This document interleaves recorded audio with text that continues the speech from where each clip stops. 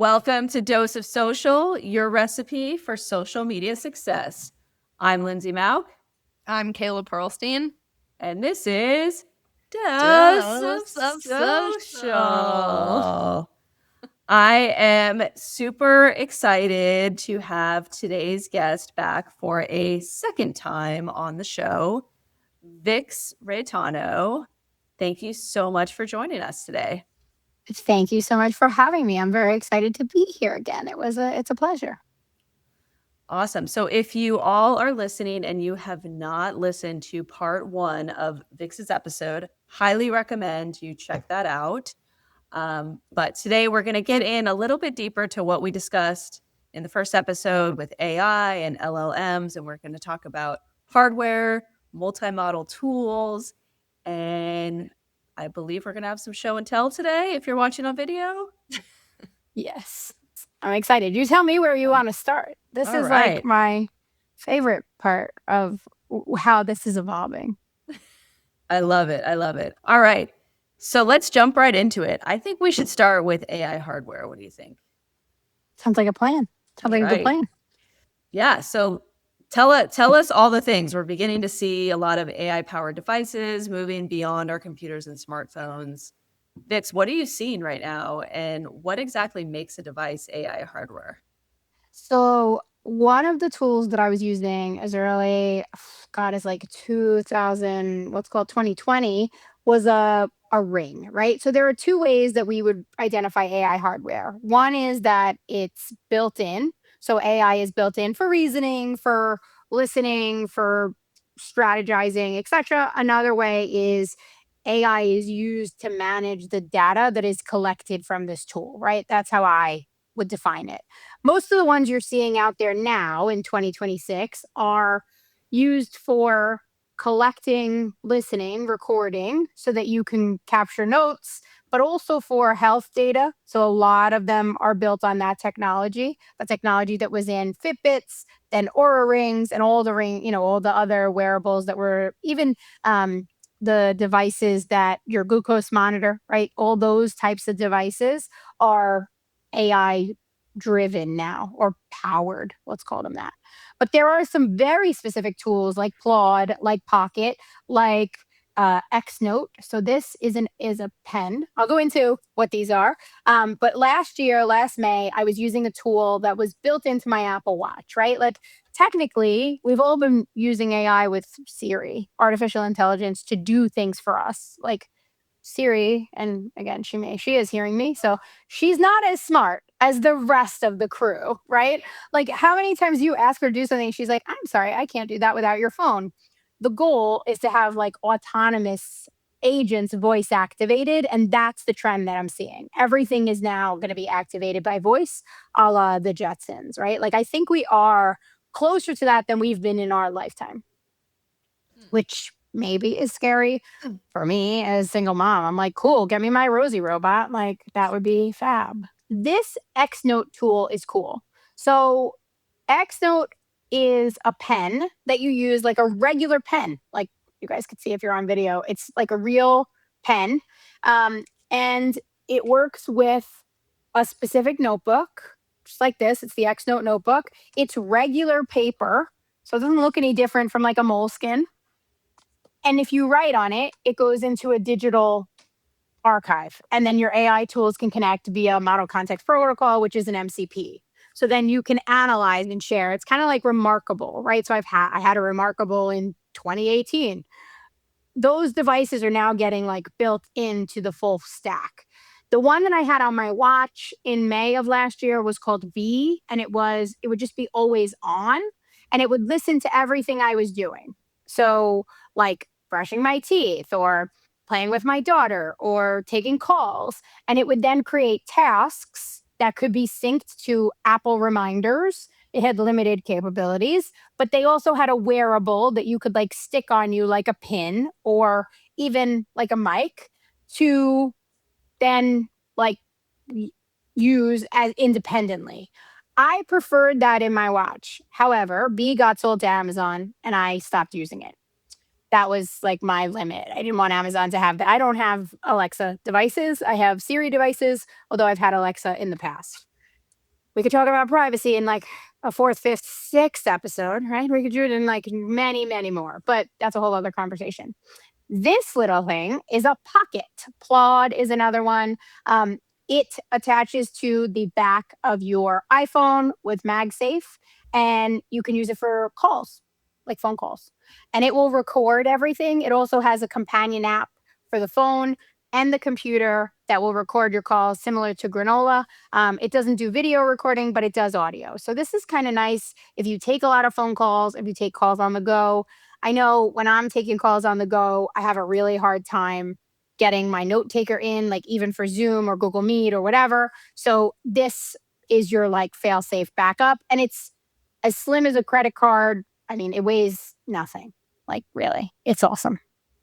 And for something like that, do you have to disclose that you're using an AI recording device if it's not in the, because I know when you have a note taker and it enters the meeting, it has to be approved. How does something like this work?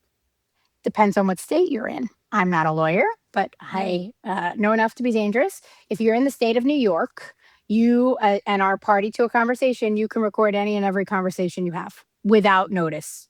Wow. Mm-hmm. I know someone that does use Granola, and she'll let people know. I mean, she lives here in Tennessee, but she'll let clients or potential clients know that it's being recorded. There's actually, which I'll get you guys for a resource. There's a map. Someone had it in one of my community groups on where it's okay to record without notice and where it's not. And majority of states, it's okay. And so my argument there was, maybe this is because I've grown up in New York, or maybe I'm just cynical, but we're recorded 24/7, right? You can't really, and I was a TV producer, so we used to hold up these signs. That was like one of, as the junior person on staff, that was my job. Like, hey, everyone, if you walk past us here, you're recording. Like, there are signs like that on the street, right? Because I walk through movie sets all the time. They have, it's just out where it's here. It's part of like life. So I think that some people are more desensitized than others. I think with AI, we're getting more aware of it, but we are being recorded all the time, pretty much now. It's just who has access. So, what repository has it? And could bad actors get access to it? Yeah, it's interesting. Interesting. I'll have to look up the laws in California, but I'm pretty sure you have to disclose that you're recording a conversation. I need to check. You guys have some big, like some pretty protective privacy laws of individual privacy, like GDPR, which happened globally. You guys have your own set that are definitely a challenge to work around, but that's a good thing. Yeah. What AI devices would you say are currently the most practical for business owners and marketers? So for marketers, so I like to write my notes. I did try to stop doing that, especially when you have a team. Like, it's very hard because you just can't share. And even if your team is you plus AI tooling, like, it's much harder to share. It's a manual effort. So I would say something like a pocket is one to think of, like making sure that your notes are always accessible no matter where you have meetings. If you have a lot of in-person meetings, you need to have something recording. Now, you can also test this, not for phone calls, but for like in person meetings with voice memos. And again, I was a journalist, so I always had a recorder with me and asked, like, hey, I want to record this so that I can remember, my notes or my timing or whatever. I believe that these note takers make us more present. I find I'm more present. Like, I'm writing notes, but it's more cues to myself as opposed to like every single thing I say. But I still keep like stickies on my desk, and I write little like time codes to myself to be like, hey, remember this? But I think that the recorders are the ones that are most practical. Although, if we're talking about like hardware in general, not necessarily just AI hardware, I would say to some degree, Mac minis are important. And there's a new Mac mini that is literally for agents called Otto.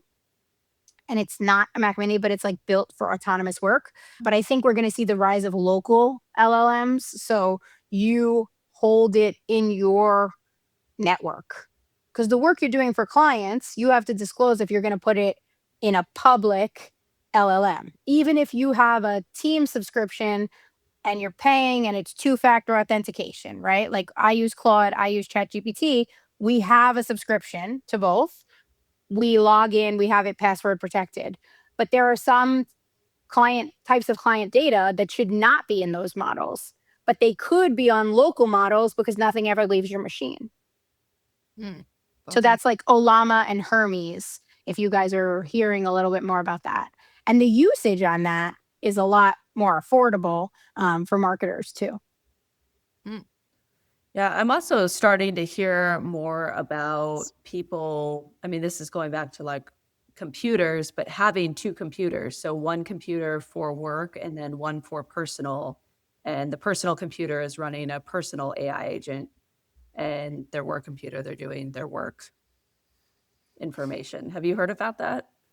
I have. I think that so there's a few easier ways to do that. You don't technically need two computers. So, like if you have a Mac Mini, which you can use and hook up to any, like a Mac Mini is not, it's a machine. It's a full on computer, like the towers we used to have, right? The Mac Mini is a whole operating system, like it's a full on computer. So I screen share with my iMac. I have an iMac at my desk and a Mac Mini hooked up to my router so that it's hardwired, which solves the problem of these bandwidth issues, and I can access it anywhere I am.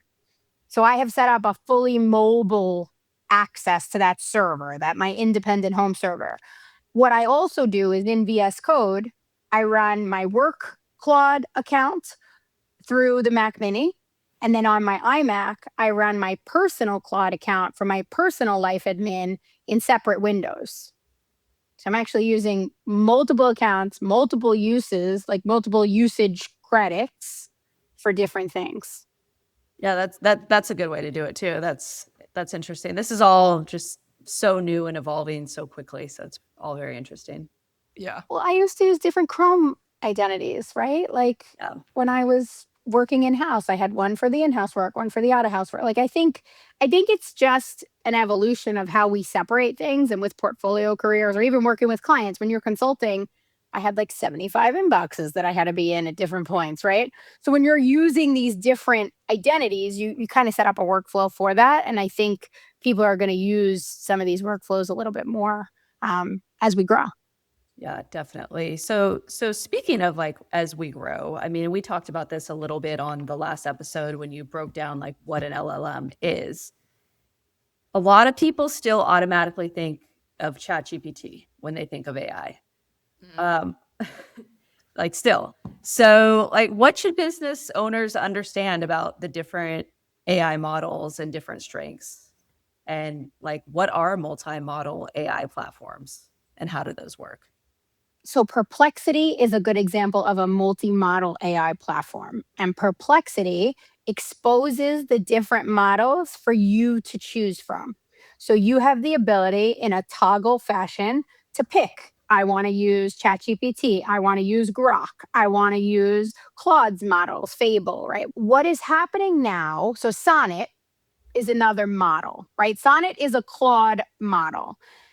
Think about the LLM tools themselves as providers. So you have Windows or Apple, right?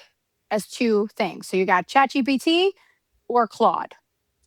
Then from there, you have different pieces of hardware. In the Windows ecosystem, there's Dell, there's like Sony, there's like probably other products that I don't remember anymore, but like Gateway Computer. They had a much bigger ecosystem. They didn't own the hardware, they owned the software. Apple has always had a closed hardware system because they wanted to control the experience, which gave them more quality control and better privacy, right? Better privacy, permissions, control, etc. If you think about the way the models work on every platform, it is a hybrid where the LLM companies, the AI companies, OpenAI, Anthropic for Claude, and Perplexity as a whole, and Google, which owns Gemini, those companies are kind of following suit with both of these types of products. They don't have any hardware yet, although I think that is coming. That is actually why OpenAI and Apple are in a big fight because They had filed some things that said they wanted to make something hardware that overlaid on what Apple had patents for. So there was an issue. But I know that an AI company is going to build, whether it's a computer or something else, they're going to build something because that's the way that they're going to hit their budget. Like that's how they're going to hit their numbers, right? Right now they're burning credits for VC money, but once they go public, they need to do something different because they're not going to make revenue the way that they're operating right now. So when you think about which model does what best, you have to understand their approach. Anthropic's approach is an AI tool for every aspect of life. They just released Claude Science. They have Claude Design. They have Claude Cowork. They have Claude for small business plugins. So to them, Claude becomes your command center. OpenAI is trying to do the same thing with Claude, with a chat for work or ChatGPT for work. I'm using Codex and I'm now comparing them. So I have a lot of thoughts. I think it's getting better. Either way, all of their models are getting more taste, like design taste. So that's important. Claude is still a better reasoning tool for anything that is written, anything that requires strategy, anything that requires like a strong experience in like scaffolding, so like engineering. Claude is still best at that. I think that OpenAI is better at data analysis, so large data sets and picking out patterns. And because it's better at that, it is cheaper. So when you have like data to analyze, it's better to use it in ChatGPT and then bring over the final work product to Claude. This conversation, though, really has to start with what are we trying to accomplish with our AI tools and then work our way backward. So, like, if you want something that is always on, I have these schedules. In Claude, they're called routines. In ChatGPT, they're called schedules. But I have actually scripted them on my machine, which anyone can do. You just have to ask the LLM to do it for you. And it doesn't take any credits. So I have routines running because I'm able to keep my computer on all the time while shutting off the like brightness. So there's none of that. And then I get output from them. So like that's what you have to decide. It's not necessarily about, I only want to use this tool. I only want to use that tool. It should be what's the job and then what's the right tool for the job. So if you're doing content creation or image creation, still Claude, plus some really great like MCPs, which brings us back to the multi-model conversation because Higgsfield is one of the tools that I highly recommend. And that is an add-on to any LLM. We're going to have to add that in the show notes, Vix. Higgsfield is good. Yeah. Haven't used it yet. It's good. I haven't either. If you go to Agency 6B, because so design to me was like important, but I was like not a designer, right? So then I was like, okay, fine, I'm going to stretch myself. If you go to our Agency 6B website, that wave was designed in Higgsfield. And I like coded with Claude to get it there. So I used like design examples of what I wanted, but then I talked it into manipulating this. It looks like a scarf, but it has no edges and all of that. That's It's awesome. pretty. Yeah. Very cool. I was like, good job. You still have some brain cells left. That's how I felt. So, Vix, thank you so much for sharing all of that information. That was super helpful, and I think our listeners will also find it just as helpful. I'd love to go into some takeaways from this episode, and if you could walk us through some prompts that a business owner can be using. You got it. Awesome. Thank you so much for having me. As always, it's always a pleasure. It's fun to do these episodes because I get to think more about how I present this, right, to a technical but not technical audience, which is fun, right? I think that that's the every marketer, in my opinion, is technical because we've had to be. But I think that some of this stuff takes us to another level, which is challenging. So let's talk about prompts. Prompts and prompt cookbooks used to be the thing. And I would say that we have walked away from that because it's more about giving the AI guardrails than it is about giving it specific directions. So what that looks like in practice, and if you're on video, I'm actually going to show you my setup on my Mac Mini. So I will do my little window like this. Let's see what it looks like when I share. Oh, Does yeah, it look? look at that. Yeah. Okay, cool. Awesome. Okay, so what you can see here is what I call auto magic. And essentially, Claude MD is my main memory file. So MD is markdown file, and that's the type of file. Doc is like a document, PDF, PDF, Excel, right? And even Google Sheets have their own. But an MD file is a file that is digestible by um, social media standards or Claude standards, if you will. Okay, so for that, once we get in here, the one that says agents is designed for OpenAI. The one that says Claude is for Claude. I have set up a back and forth so that I only like an actual connector between the two on my machine in the terminal so that when I update Claude, everything else gets updated. This also works for my local LLM, like my local tools and my Hermes agent, because it all stems from the same machine. Then I have different projects, right? So for us, we have client work that's in here. These are like some AI tools. These are all the agents that I've built. And because my whole premise is that you should have the same AI experience no matter what machine you're on, and the boys at the big AI companies don't even understand why that's important. I have built some that really work anywhere and some that only work if I come into this computer. And then these outputs are like everything that comes out. So this is every single project from when I reconfigured this mid-June that works in here. So everything I've done for all these different things and all the output frameworks that come out of that, right? My AI brain, which I am bringing over to Obsidian, are just a series of files that are guardrails. And I'll show you what those look like. We're going to open up some. So one of them, or I mean, all of them really, the one that I think every marketer needs for social media in particular is newsletter voice, right? Mm. And tone, but also design. So I have a design guide, which is this is voice. Everything that I have here that I'm showing you guys is for the output of words, not the visuals, but I do have exact ones that match for visuals. This is what a markdown file looks like. This signifies like its importance. It's like H1, H2, H3, etc. Right? So H1 being most important, and then going down from there. And then most people would probably understand like if you have any coding background, this is like natural. It's markdown language. So like that means bold versus otherwise.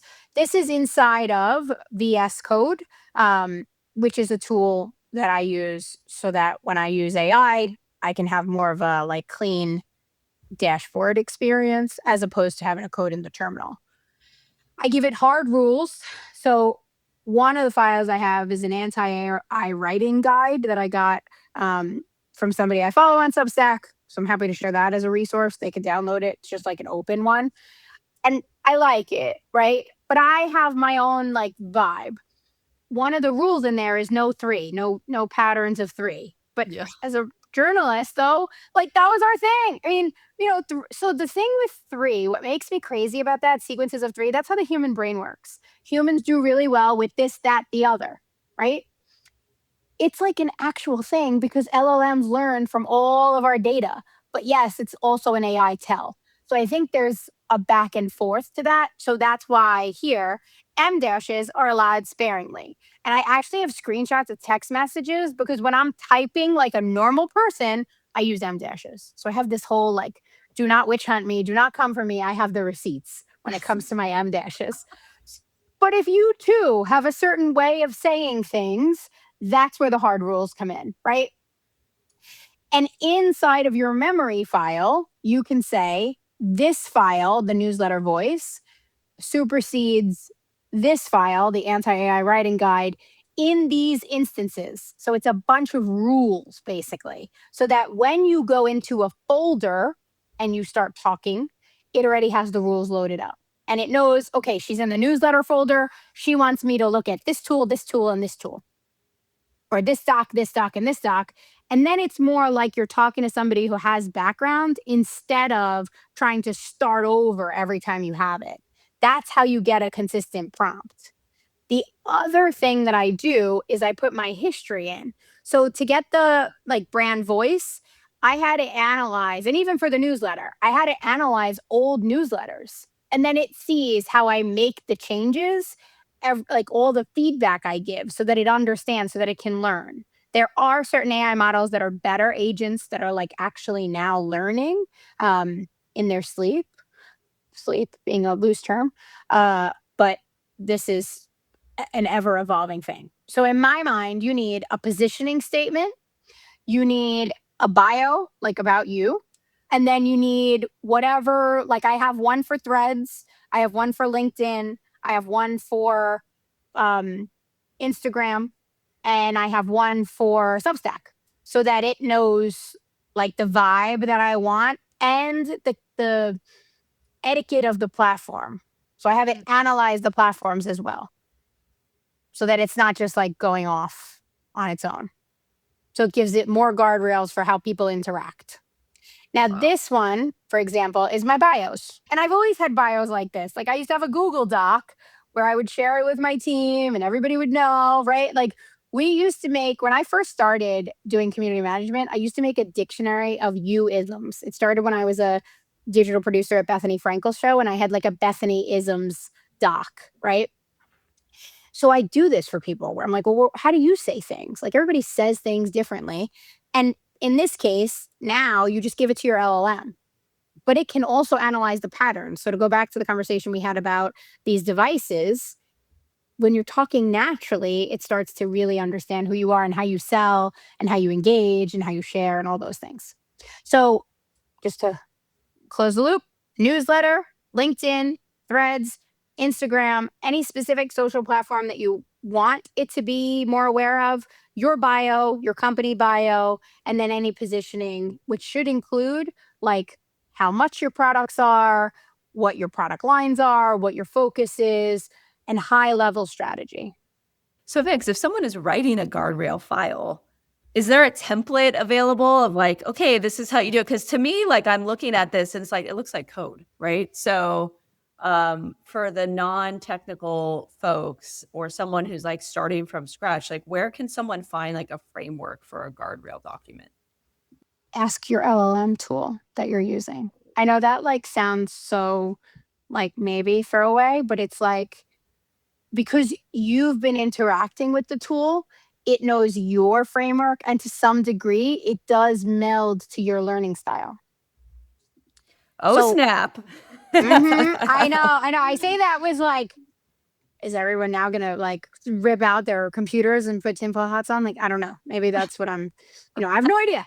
But what I will say is there should always be like what this is. Really think about five W's and an H if you're thinking about like just rough draft framing, who you are, what you offer, how you offer it, and what this document is for. And the one thing that is important for our own sanity in every document, last updated should be at the top and should be the hierarchy. Like, so if you're going to do, top level information, that should be part of that because we make lots of iterations of things, right?